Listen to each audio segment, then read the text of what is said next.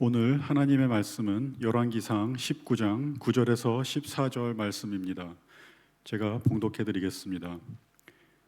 엘리야가 그 곳 굴에 들어가 거기서 머물더니 여호와의 말씀이 그에게 임하여 이르시되 엘리야야 내가 어찌하여 여기 있느냐. 그가 대답하되 내가 만군의 하나님 여호와께 열심히 유별하오니 이는 이스라엘 자손이 주의 언약을 버리고 주의 제단을 헐며 칼로 주의 선지자들을 죽였음이오며 오직 나만 남았거늘 그들이 내 생명을 찾아 빼앗으려 하나이다. 여호와께서 이르시되 너는 나가서 여호와 앞에서 산에 서라 하시더니 여호와께서 지나가시는데 여호와 앞에 크고 강한 바람이 산을 가르고 바위를 부수나 바람 가운데 여호와께서 계시지 아니하며 바람 후에 지진이 있으나 지진 가운데에도 여호와께서 계시지 아니하며 또 지진 후에 불이 있으나 불 가운데에도 여호와께서 계시지 아니하더니 불 후에 세미한 소리가 있는지라. 엘리야가 듣고 겉옷으로 얼굴을 가리고 나가 굴 어귀에 섬의 소리가 그에게 임하여 이르시되 엘리야야 내가 어찌하여 여기 있느냐. 그가 대답하되 내가 만군의 하나님 여호와께 열심히 유별하오니 이는 이스라엘 자손이 주의 언약을 버리고 주의 제단을 헐며 칼로 주의 선지자들을 죽였음이오며 오직 나만 남았거늘 그들이 내 생명을 찾아 빼앗으려 하나이다. 아멘. 오늘 누가 디모데 이렇게 헌신 예배로 드릴 수 있음을 진심으로 감사를 드립니다. 우리 남성분들이 참 바쁘시거든요. 일해야 되고 그렇죠? 근데 이 자리에 이렇게 오셔서 같이 특송하고 또 예배위원으로 섬기시는 모습을 보면서 참 도전이 되고 또 감사하다라는 마음이 듭니다. 제가 이 누가 디모데 회원들을 좀 생각하면서 어떤 말씀을 나누면 좋을까? 사실 저도 만약 제가 사랑방에 속해 있다면 누가 디모데 지금 그 나이대에 속해 있거든요. 같은 마음으로 우리 회원분들 어떤 말씀을 나누면 좋을까 이렇게 생각을 해보는데 우리 이 30대 후반 또 40대 초반 이렇게 회원분들이 모여 계시거든요. 그런데 생각을 해보면 참 많이 지쳐 있을 것 같다라는 생각이 좀 들더라고요. 왜냐하면은 경제적으로나 사회적으로나 이렇게 아직 기반이 완전하게 이렇게 완성된 자리 잡은 시기는 좀 아닌 것 같고 또 누구보다 가장 많이 일할 때고 또 자녀들 지금 이미 장성한 자녀들을 둔 우리 부모님들도 계시지만은 또 아직은 자녀들이 대부분 어리고 이렇게 자기가 건사해야 될 가족들이 많이 있고 참 삶에 감당해야 될 무게들이 참 많이 있겠구나라는 생각을 하면서 우리 누가 디모데 남성 회원분들 얼마나 지쳐 있을까라는 생각을 좀 하면서 이 말씀을 좀 준비를 해봤어요. 여러분 우리가 살다가 보면은 육체적으로나 정신적으로나 특별히 우리가 영적으로 지치고 탈진할 때가 있잖아요. 이런 탈진이라고 한다는 것이 꼭 어떤 처절한 실패나 어떤 절망 또 어려움 때문에 찾아오기도 하지만은 또 꼭 그렇지만도 않은 게 오늘 본문을 보게 되어지면 엄청난 성공을 경험한 뒤에도 이러한 탈진과 슬럼프를 겪을 수 있다는 것을 오늘 우리가 보게 되는 것 같아요. 그래서 다시 말하자면 우리가 나쁜 일, 어려운 일, 슬픈 일, 힘든 일 겪었을 때도 또 반대로 때로는 굉장히 크고 성공된 삶을 살고 있을 때도 우리는 언제나 어느 순간에 넘어지고 슬럼프에 빠지고 탈진할 수 있는 가능성이 있다는 것을 좀 생각해 보게 됩니다. 우리 성도님들 가운데 또는 우리 회원분들 가운데 어쩌면 이런 탈진 속에 있으신 분들이 있을 수도 있고 아직은 건강하고 또 아직은 영적으로 힘이 있지만 또 언젠가 이 탈진의 때를 맞이하게 될지도 모르는 상황을 우리가 맞이하고 있죠. 그래서 오늘 이 엘리야의 모습과 삶을 함께 살펴보면서 참 우리가 이 탈진하고 어려운 순간에 어떻게 이 어려움들을 돌파해 나갈 것인가 함께 은혜를 받는 시간이 되었으면 좋겠습니다. 여러분 우리가 잘 알듯이 오늘 본문 바로 앞장인 18장, 열왕기상 18장에 보면은 그 유명한 사건이 나옵니다.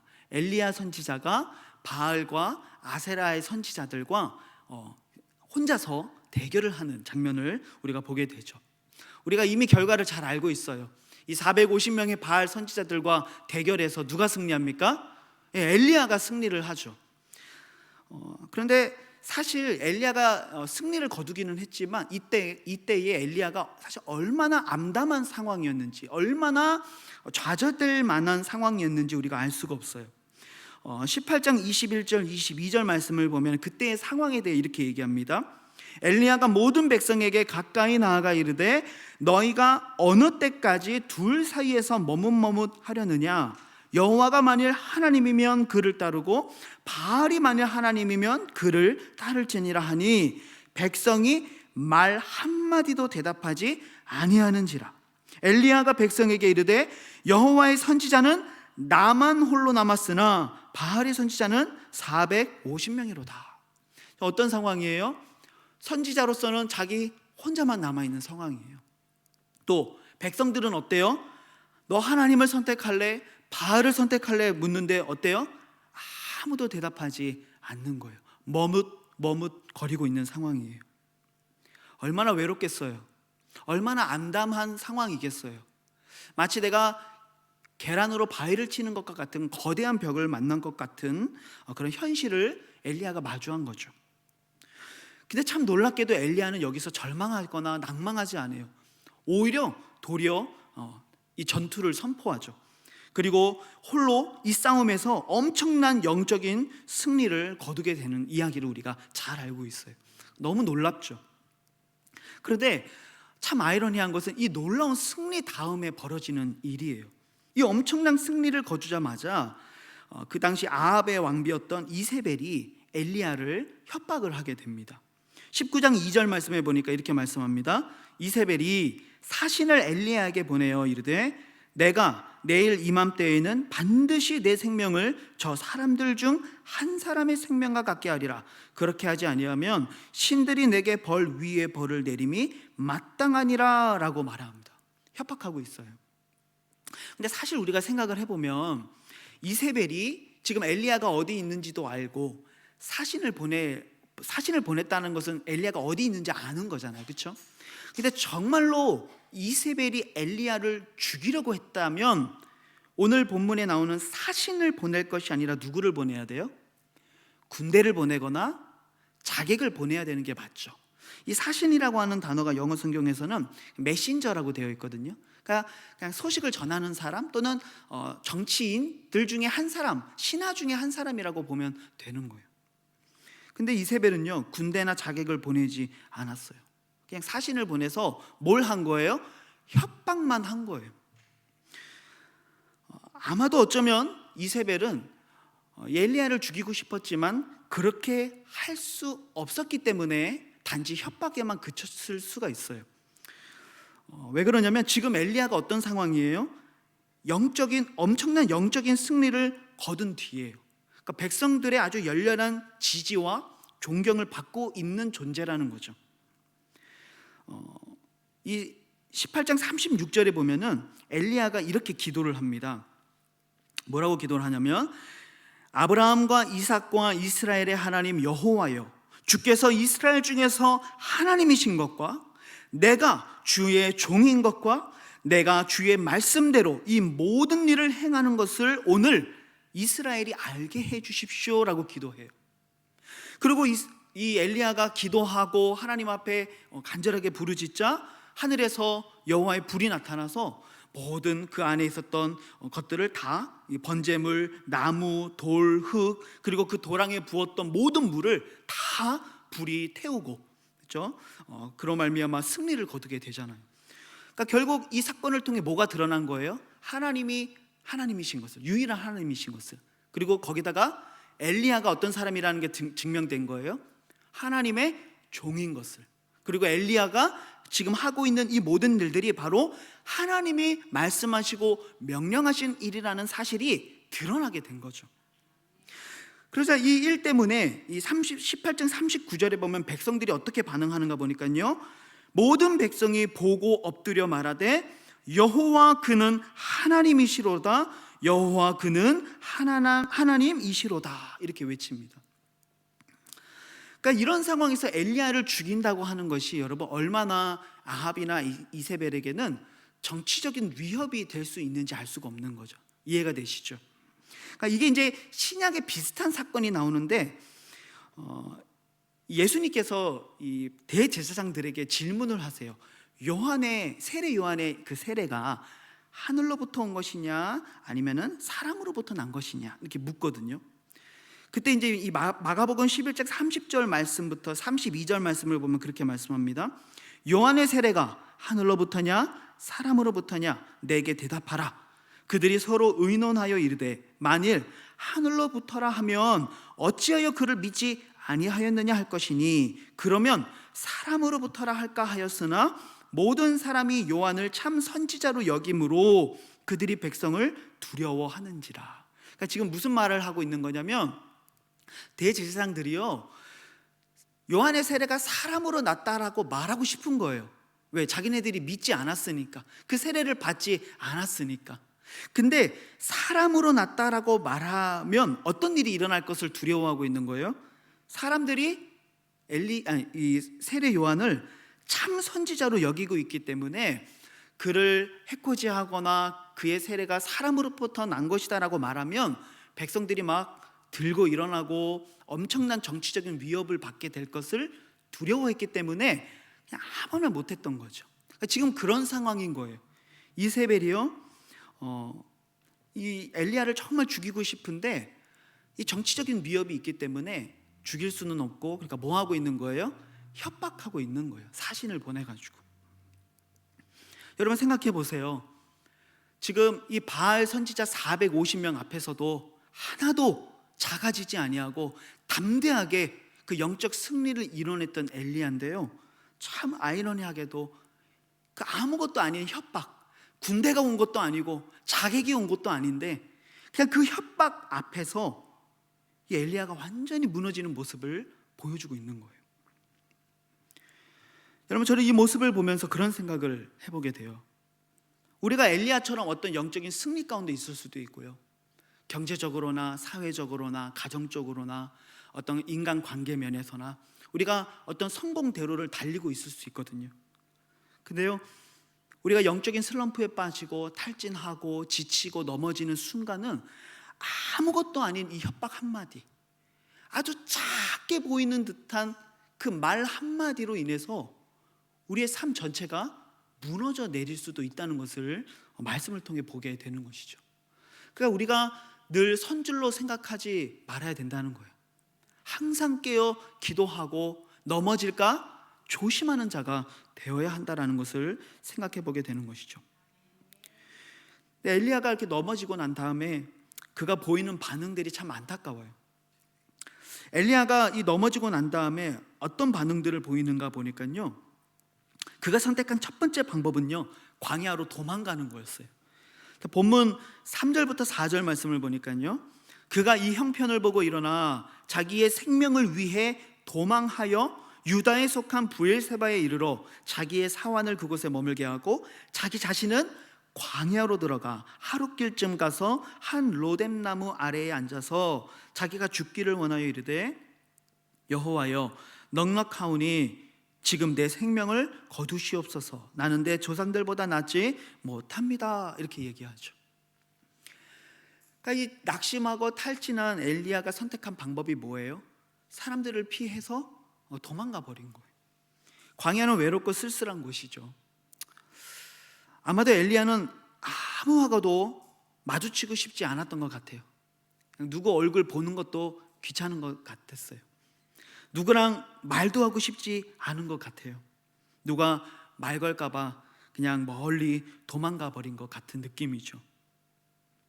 그는 그렇게 광야로, 그리고 외롭고 쓸쓸한 곳으로 피해서 혼자 자기의 생명을 거두어 달라고 푸념하고 한탄하며 절망적인 상황 가운데 머물고 있는 것을 보게 되죠.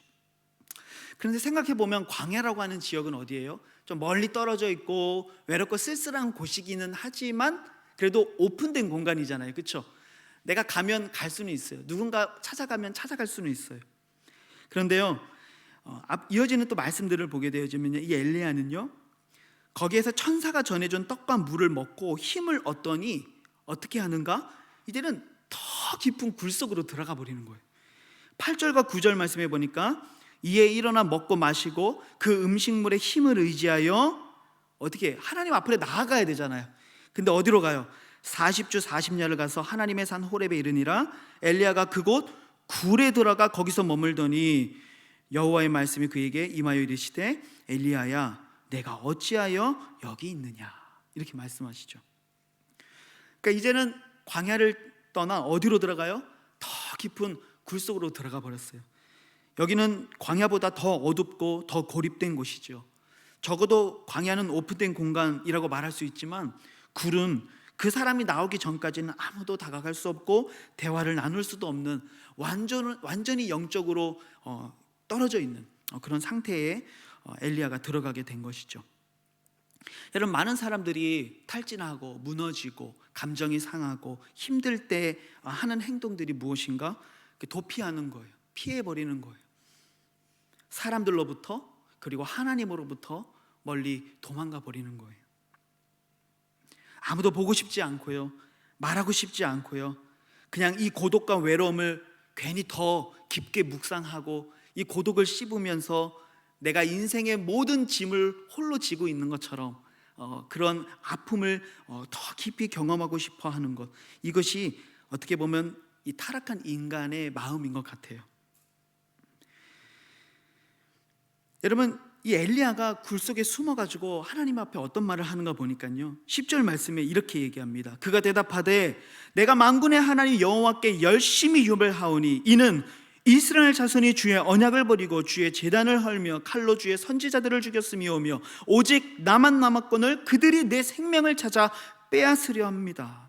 무슨 말하고 있는 거예요? 그 굴 속에 들어앉아가지고요, 나는 정말 하나님 앞에 열심히 살았고, 나는 하나님 앞에 열정으로 헌신했고, 나는 최선을 다했고, 난 정말 잘했는데 주변 환경이 바뀌지 않았다는 거예요. 세상이 내 마음대로 되지 않았다는 거예요. 나는 정말 열심히 했는데, 나는 하나님 앞에 내 열심을 유별했는데 왜 저 사람들은 따라오지 않습니까? 왜 저 사람은 바뀌지 않습니까? 라고 사람들을 핑계대고 있는 엘리야의 모습을 보게 되는 것이죠. 여러분, 이것이 죄인의 특징이에요. 숨는 것, 그리고 남 탓하는 것. 여러분, 이게 어디에서 나오는지 아십니까? 에덴 동산에서 그대로 나타나요. 이 아담과 하와가 범죄했을 때 하나님이 이 아담과 하와를 부르시죠. 그때 아담과 하와가 무엇을 했죠? 숨어버리죠. 그냥 숨어버리는 거예요. 광야로 도피해버리고 그냥 굴 속으로 들어가 버리는 거예요. 마음을 닫아버리는 것이죠. 그리고 그들이 하나님 앞에 뭐라고 얘기합니까? 하나님이 주신 여자 때문에 그랬다고, 저 뱀 때문에 그랬다고 남을 탓하는 모습을 보여주죠. 여러분, 이것이 숨는 것, 남 탓하는 것, 여러분, 이것이 타락한 죄인의 본능인 것 같아요. 그리고 사탄이 너무나도 원하는 일이죠. 여러분, 우리는 굴 속에 있으면 안 됩니다. 어디로 가야 돼요? 하나님 앞으로 나가야 되는 거예요. 그래서 하나님이 말씀하시는 거예요. 엘리야야, 내가 어찌하여 여기 있느냐? 여긴 네가 있을 장소가 아니야. 어찌하여 여기 있느냐라고 하나님이 말씀하시죠. 지금 엘리야가 있어야 할 곳은 어디예요? 광야도 아니고 굴속도 아니고, 이 절망과 탈진의 상황 속에서도 엘리야가 지금 있어야 할 곳은 바로 하나님 앞이라는 사실이죠. 그래서 오늘 본문 11절에 보니까 하나님이 이렇게 명령하세요. 너는 나가서 여호와 앞에서 산에 서라 라고 말씀하세요. 하나님 앞에 서라고 말씀하세요. 하나님 앞으로 나아가라는 것이죠. 히브리서 4장 16절 참 유명한 말씀이죠. 그러므로 우리는 긍휼하심을 받고 때를 따라 돕는 은혜를 얻기 위하여 은혜의 보좌 앞에 담대히 나아가라. 하나님 앞에 나아오라고 말씀하세요. 굴 속으로 들어가지 말고 내게 와라. 요한복음 7장 37절 38절에 예수께서 서서 외쳐 이르시되 누구든지 목마르거든 내게로 와서 마시라. 나를 믿는 자는 성경에 이른 것 같이 그 배에서 생수의 강이 흘러 나오리라. 누구든지 오라고, 와서 마시라고 말씀하고 계세요. 그 굴에서 나오라고 말씀하고 있는 거죠. 마태복음 11장 28절에 수고하고 무거운 짐진 자들아 다 내게로 오라, 내가 너희를 쉬게 하리라. 하나님은 오라고 말씀하시는 거예요. 그 광야에, 그 굴 속에 혼자 머물러 있지 말고 내가 어찌하여 거기에 있느냐, 지금 당장 거기서 나와서 하나님 앞에 서라라고 우리에게 말씀하고 있는 거예요. 사랑하는 우리 성도 여러분, 그리고 참 인생의 힘든 일들을 감당하고 계시는 우리 누가 디모데 모든 회원 여러분, 때로는 우리가 힘들고 어려울 때에 숨거나 하나님으로부터 더 멀리 도망가고 도피하는 것이 아니라 하나님 앞에 설 수 있는 은혜가 있기를 우리 주님의 이름으로 축복합니다. 하나님 앞에 나아가서 그럼 무엇을 해야 되는가? 주님의 음성에 귀를 기울여야 되는 거예요. 오늘 본문을 보면은 이 강한 바람 가운데서도, 그리고 지진 가운데서도, 그리고 불 가운데서도 하나님이 계시지 않는 거예요. 마치 이런 엄청난 이 현상 속에서, 이 엄청난 역사 속에 하나님이 말씀하실 것 같은데 거기에 하나님이 안 계신 거예요. 그런데 오늘 보면 12절 말씀 보니까 뭐라고 말씀하냐면 불 후에 뭐가 있어요? 세미한 소리가 있는지라 라고 말씀하고 있어요. 조용히 잠잠히 귀를 기울이니까 거기에 비로소 무엇이 들리기 시작해요? 세미한 하나님의 음성이 들리게 되는 것이죠. 여러분, 우리는 우리 주변을 둘러싸고 있는 너무나도 시끄러운 소리들이 많이 있어요. 세상의 소리들이죠. 어떤 세상의 문화나 가치들, 우리가 이렇게 살아야 된다, 이렇게 처신해야 된다, 이렇게 행동해야 된다라고 말하는 것들, 세상에서는 이것이 성공하는 삶이다, 이렇게 해야 잘하는 삶이다 라고 말하는 세상적 가치들, 그것들이 우리 주변에 우리를 둘러싸고 너무나도 많이 우리에게 말하고 있어요. 너무 시끄러운 소리들이죠. 날마다 사탄이 우리의 귀 속에 우리를 정죄하는 말을, 때로는 우리를 안심시키는 말들, 잘하고 있어, 그래 그렇게 하는 거야, 그렇게 해도 괜찮아 라는 말들, 너무나도 많은 말들을 우리의 영혼에 하고 있죠. 또 우리의 삶이 너무 분주해요. 자녀를 양육해야 되고, 일을 해야 되고, 돈을 벌어야 되고, 취미생활도 해야 되고, 할 것들이 너무 많이 있죠. 이 생활의 분주함을 걷어내야 되는 거예요. 너무나도 시끄러우면요, 이 시계바늘이 돌아가는 소리를 들을 수가 없는 거예요. 제가 말씀을 준비하면서 초등학교 때 생각이 났어요. 그때 막 아이들이 이제 정신없이 막 좀 떠들거나 이렇게 정신을 못 차리고 있을 때 담임 선생님이 이렇게 사인이 있었습니다. 1번, 2번, 3번, 4번 뭐 이런 게 있었어요.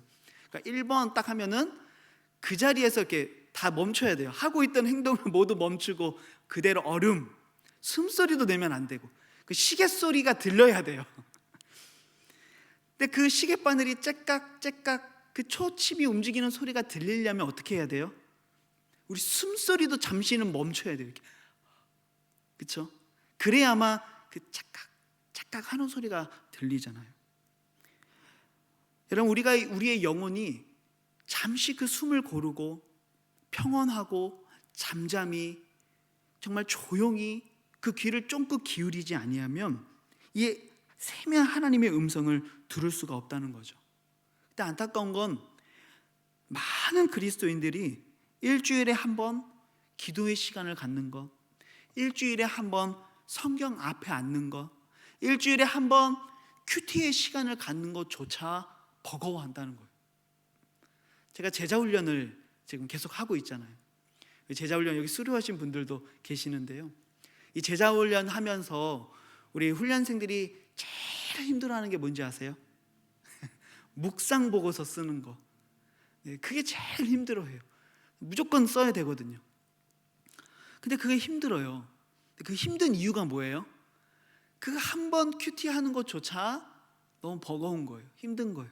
그리고 그걸 적는 게 너무 힘든 거죠. 그런 생각을 해보게 돼요. 우리가 일주일에 한 번, 단 한 번 큐티 하는 것조차도 버겁고 힘들어서 그걸 하지 못한다고 한다면 우리는 도대체 언제 하나님 아버지의 음성을 듣고, 우리는 언제 그 하나님의 음성을 따라 살아갈 수 있을까? 그런 생각을 해보게 되는 것이죠. 이 세상의 모든 소리를 걷어내야 돼요. 내 안에 있는 편견이나 아집도 우리에게 자꾸자꾸 째잘대는 시끄러운 소리들 중에 하나예요. 사람들을 향해 어떤 상황이나 환경 속에서 어떤 선택의 순간 앞에서 우리는 날마다 내 기준과 내 감정, 그리고 내가 살아온 경험에 의한 어떤 판단의 기준들이 다 있어요. 내 뜻대로 되어야 되고 그것이 마치 하나님이 선한 길로 인도하는 것 같은 생각을 가지고 살 때가 있다는 거죠. 너무나도 시끄러운 소리 때문에 하나님의 음성을 들을 수가 없는 거예요. 그래서 주님이 기도할 때 어디로 들어가라고 말씀하세요? 골방으로 들어가라고. 마태복음 6장 6절에 너는 기도할 때에 내 골방에 들어가 문을 닫고 은밀한 중에 계신 내 아버지께 기도하라. 은밀한 중에 보시는 내 아버지께서 갚으시리라. 여러분, 이 말은 장소에 대한 문제를 말하고 있는 게 아니잖아요. 우리가 이 예배의 공간에 있지만 때로는 우리가 살아가고 있는 일터에서 아니면 어떤 지하철이나 버스에서 사람들이 많은 공간에서도 우리는 세상의 모든 소리를 끊고 잠시 그곳에서 하나님과 독대하며 그 골방에서 하나님의 음성을 들을 수 있는 것이죠. 이건 장소의 문제가 아니에요. 바로 우리의 마음의 문제죠. 우리가 얼마나 우리의 영혼이 잠시 그 숨소리조차도 멈추고 하나님의 음성에 귀를 기울이는가. 하나님은 지금 그것을 우리들에게 요구하고 있는 거예요. 그 모든 분주, 모든 잡념, 모든 고민과 염려를, 그리고 세상의 가치와 문화, 내 안에 있었던 모든 편견들, 그들을 다 걷어내고 세미한 하나님의 음성을 들어야 된다라고 오늘 본문은 우리들에게 말씀해 주고 있는 거예요. 우리 사랑하는 누가 디모데 회원 여러분, 그리고 성도님들, 한 주를 살면서 정말 우리가 마치 그 초침의 소리까지 들을 정도로 우리의 영혼이 잠시 조용하게 귀를 기울이고 있는 순간들이 여러분들에게 얼만큼 있는지 한번 스스로에게 질문해 보시고 답해 보시기를 바라요. 우리에게 이 시간이 없으면 우리는 절대로 하나님 뜻대로 살아갈 수가 없는 거예요. 여러분, 다윗이요, 굉장히 위급한 상황이었어요. 자기 동족 이스라엘하고 싸워야 되는 상황 가운데 갔다가 여차여차해서 다시 돌아오거든요. 근데 돌아와 봤더니 어떤 일이 일어났어요? 이 아말렉 군대가 우리 가족, 여자들, 아이들, 그리고 모든 우리 재산 다 들고 그냥 빈집을 털어가지고 가버린 거예요. 그때 이 사람들이 막 울고 불고 막 낙심해가지고 그때 어떻게 합니까? 돌을 들고서는요 다윗을 치려고 합니다. 왜? 내가 너만 따라오지 않았더라면, 내가 네 말만 듣지 않았더라면 이렇게 되지 않았을 거라는 거죠. 그래서 돌을 들고 막 다윗을 치려고 하는 그 찰나에 다윗이 어떻게 합니까? 그 위급한 상황 속에서도요 다윗은 잠시 그 골방 속에 들어가는 거예요. 물론 이거는 장소의 문제는 아니죠. 그의 영혼이 잠시 그 골방에 들어가 하나님과 독대해서 하나님 앞에 묻는 거예요. 사무엘상 30장 8절에 다윗이 여호와께 묻자와 이르되 내가 이 군대를 추격하면 따라잡겠나이까 하니 여호와께서 그에게 대답하시되 그를 쫓아가라. 내가 반드시 따라잡고 도로 찾으리라. 어떤 상황이라고요? 돌을 들고 자기를 치려고 하고 있는 상황이에요. 근데 그 순간 속에서도 다윗은요 잠시 그 골방 안에 들어가서 하나님 앞에 묻는 거예요. 너무나도 위급하고 다급한 상황이지만 그의 영혼이 잠시 숨을 고르고 그 숨을 참고 하나님의 음성에 귀를 기울인 거죠. 그리고 그는 그 하나님의 말씀에 순종하고 쫓아가 결국은 모든 재산과 자녀와 부녀자들을 어떻게 해요? 도로 다 찾아오게 되어지죠. 사랑하는 성도 여러분, 그리고 우리 누가 디모데 모든 회원 여러분, 여러분들이 얼마나 바쁜 생활을 살고 있는지 저도 이해할 수 있고 또 여기 계신 모든 분들이 이미 그렇게 사셨고 또 살고 계신다라고 생각해요. 하지만 그럼에도 불구하고 우리의 인생 속에 더 중요하고 더 본질적인 것이 있다면 잠시 우리의 그 분주함, 세상의 소리들로 우리를 잠깐 차단시키고 우리의 영혼이 숨을 죽이고 하나님의 말씀 앞에, 그 음성 앞에, 그 세미한 소리 앞에 무릎을 꿇고 하나님과 마주하는 시간을 우리는 반드시 가져야만 된다는 것이죠. 그러지 않으면 우리는 절대로 일어설 수 없고 탈진 상태에 놓일 수밖에 없는 것이죠. 아무리 바빠도, 아무리 무너져 있어도 우리가 있어야 할 자리가 바로 하나님 앞이라는 사실을 여러분 기억할 수 있기를 우리 주님의 이름으로 축복합니다. 그래서 우리가 하나님 앞에 잠시 멈춰서 기도하고 그리고 찬송 부르고 개인의 예배를 드리며 말씀을 묵상하는 시간을 뭐라고 불러요? 큐티, quiet time이라고 부르는 거잖아요. 그러니까 여러분, 큐티는 그냥 이렇게 말씀 연구하고 묵상하는 시간만 큐티라고 하는 게 아니에요. 큐티는 어떤 시간이에요? 조용히 찬양하고 기도하고 묵상하고 주님의 음성을 듣는 시간을 큐티라고 하는 거예요. 그래서 큐티 책에 뭐가 있어요? 제일 위에 찬송가가 있고요, 기도로 시작하라고 되어 있고요, 말씀이 있고요, 그다음 그 말씀을 갖고 기도하라는 내용이 있는 거예요. 이 모든 일련의 과정들, 그 시간들을 조용한 시간 가운데 하나님의 음성을 듣는 시간으로 가지라는 것, 그게 큐티의 시간이죠. 사랑하는 성도 여러분들이 이 큐티의 시간들을 꼭 가지셨으면 좋겠어요. 물론 많이 바쁘죠.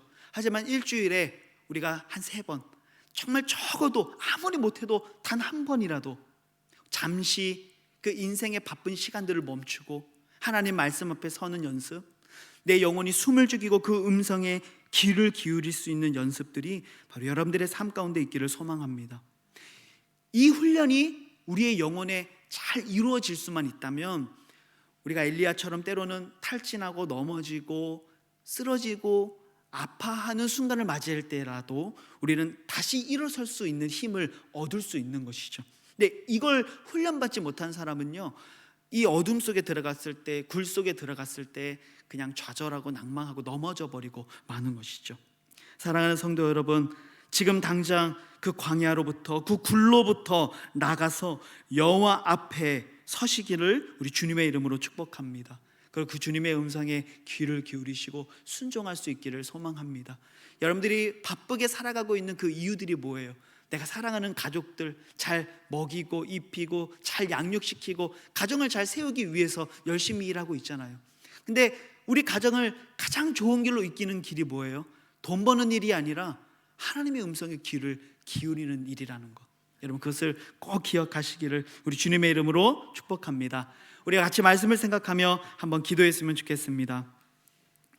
하나님, 우리가 인생을 살면서 참 바쁘고 힘들고 그리고 세상의 많은 소리들에 둘러싸여 있어서 하나님의 말씀을 듣지 못하고 살아갈 때가 참 많이 있습니다. 특히 오늘 헌신 예배를 드리는 우리 누가 디모데, 우리 젊은 남성 회원 여러분들은 참 인생의 기반을 닦기 위해, 또 어린 자녀들을 양육하기 위해, 또 집을 마련하고 사회의 또 경제적인 가정의 기반들을 닦기 위해 참 많이 분주하고 참 많이 어렵게 일하고 계십니다. 밤낮으로 일하고 계시는 그 분주하고 바쁜 삶 가운데서도 우리의 삶이 탈진하고 넘어지고 쓰러지고 그래서 절망 가운데 넘어져 있지 않으려면 우리는 그 굴에서부터 나와 다시 하나님 앞에 서는 이 영혼의 연습을 반드시 해야만 하는 것이죠. 하나님, 우리가 아무리 바빠도 아무리 힘들어도 우리의 마음이 아무리 무너져 있을 때라도 하나님, 그 굴에서 나와 다시 여호와 앞에 설 수 있는 그 믿음의 삶을, 연습을, 그 훈련을 우리가 잘 받을 수 있도록 인도해 주십시오. 그리하여 날마다 하나님의 말씀으로 가르침을 받고 권면을 받고 힘을 받아 하나님이 기뻐하시는 믿음의 삶으로 나아갈 수 있도록 인도해 달라고, 특별히 오늘 헌신 예배를 드리는 우리 누가 디모데, 우리 모든 남성 회원 여러분들에게 하나님의 큰 은혜와 복을 허락하여 주셔서 참으로 힘들고 어려운 세상을 살아가고 있지만 그 모든 삶의 여정 속에서 날마다 하나님의 그 세미한 음성을 듣고 하나님의 뜻을 따라 하나님의 비춰주시는 그 말씀의 등불을 따라 걸어갈 수 있는 힘을 허락해 달라고, 우리 이 시간에 우리 자신의 삶을 축복하며 또 우리 누가 디모데 회원 여러분들을 축복하며 우리 잠시 말씀을 기억하며 기도하는 시간 갖기를 소망합니다. 기도하시겠습니다.